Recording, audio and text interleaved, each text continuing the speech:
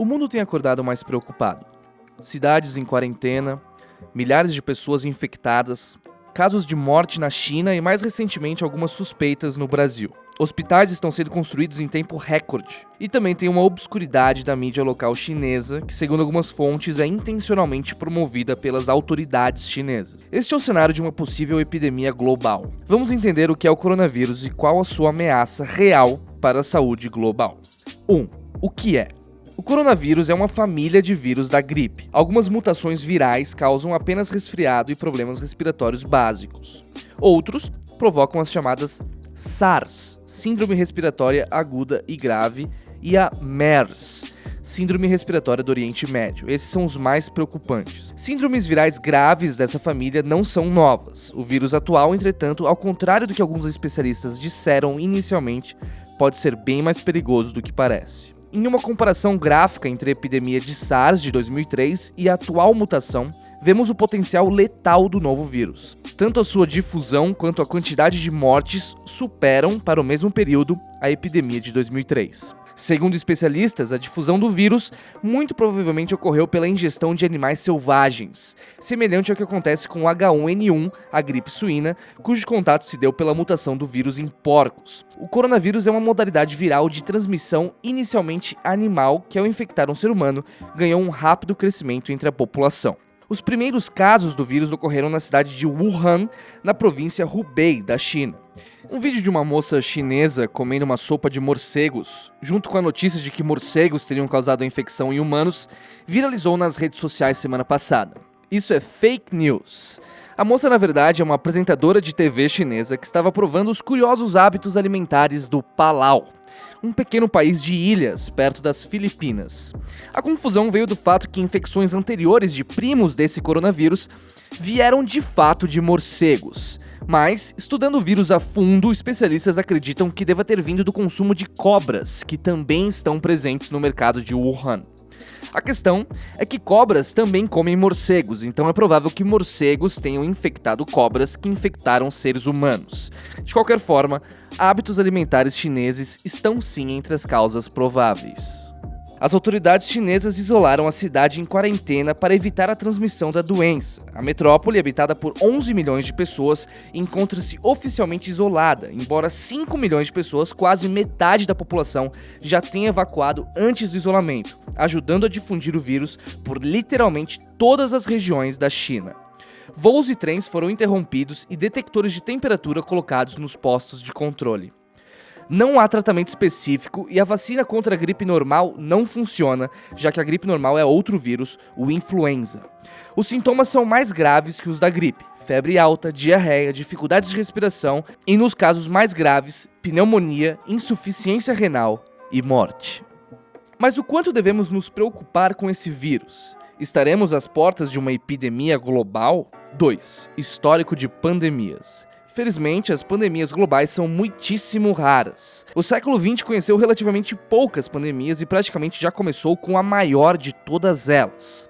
Sim, falo da gripe espanhola, que foi uma doença provocada dessa vez por uma mutação do influenza. A gripe espanhola vitimou, segundo estimativas, o impressionante número de 50 a 100 milhões de pessoas, ou seja, 5% da população mundial. Denominada como o maior holocausto médico da história, a gripe espanhola foi, sem sombra de dúvidas, o acontecimento viral mais terrível da história humana. Os números dessa pandemia, para quem não conhece história, são ainda hoje realmente chocantes. Em 4 de março de 1918, no último ano da Primeira Guerra Mundial, um soldado de Fort Riley, no estado americano de Kansas, foi acometido com sintomas de uma gripe forte. Nas 2 semanas seguintes, mais de 1.000 militares reportaram os sintomas. Rapidamente, o vírus se espalhou pelos Estados Unidos e para a Europa, levado justamente por militares americanos infectados. 80% das mortes da Armada Americana não foram decorrentes da guerra, e sim da gripe espanhola. Tão terrível foi o impacto dessa doença que apenas entre 1918 e 1919 ela matou mais do que a AIDS em 40 anos.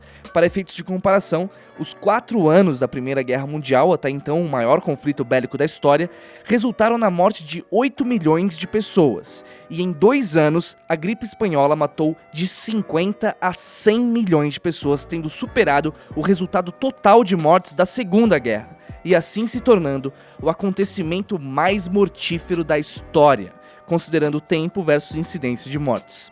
Superior ao totalitarismo comunista, ao Holocausto, às guerras mundiais e às invasões mongóis de Gengis Khan. No Brasil, a gripe espanhola matou cerca de 35 mil pessoas, vitimando inclusive o presidente de então, Rodrigues Alves. O século XX até conheceu outras pandemias, mas felizmente muito menos violentas do que a gripe espanhola. Por exemplo, nos anos 50 tivemos outra pandemia também proveniente da China, como o atual coronavírus. Foi a gripe asiática que vitimou dezenas de milhares de pessoas, provocado pelo H2N2, uma outra mutação do influenza. O vírus, no entanto, foi declarado extinto na natureza em 1968. O vírus da AIDS é também uma pandemia global que se prolonga ao longo de décadas. Hoje é o maior caso de epidemia da África subsaariana, muito superior ao Ebola, que também se originou ali. A AIDS acomete cerca de 25% da população da África subsaariana. Um dos mais famosos casos de combate eficaz à AIDS foi promovido pelo governo de Uganda, que combinou forte propaganda estatal de abstinência sexual com métodos contraceptivos para reduzir o percentual de incidência da doença. 3. A situação do coronavírus. Ao que parece, o cenário envolvendo o coronavírus é mais grave do que se pensa. Na mídia internacional são diversas as notícias sobre protestos sobre o modo como o governo chinês tem tentado esconder as informações relativas ao vírus. Inclusive, paralelos com a série Chernobyl têm sido feitos por cidadãos chineses. Já são 213 mortes e mais de 9 mil casos de infecção confirmados. O vírus está presente em 20 países até o fechamento dessa redação. Um gráfico da BBC nos mostra exatamente como a doença foi se espalhando no território chinês. Diversos templos foram fechados e os cidadãos de Wuhan têm sido incentivados pelas autoridades a usar máscaras em locais públicos. Por outro lado, 2 hospitais públicos já foram construídos em tempo recorde com a finalidade só de tratar a doença. O coronavírus provocou impactos econômicos. As bolsas de New York, Nasdaq, Bovespa e diversas outras operaram em queda. Isso ocorre pois muitos mercados internacionais dependem da China como parceiro comercial. Está um clima de insegurança no mercado global quanto ao tempo em que o coronavírus afetará a produção chinesa, que já foi comprometida nesse primeiro trimestre e ainda pode piorar a situação do PIB chinês em 2020. Há um risco dessa queda se aprofundar pelas próximas semanas, caso a resposta das autoridades chinesas não seja extremamente efetiva. No Brasil, já temos 13 casos suspeitos em Minas Gerais, Santa Catarina, São Paulo, Paraná, Rio Grande do Sul e Ceará. 7 são em São Paulo.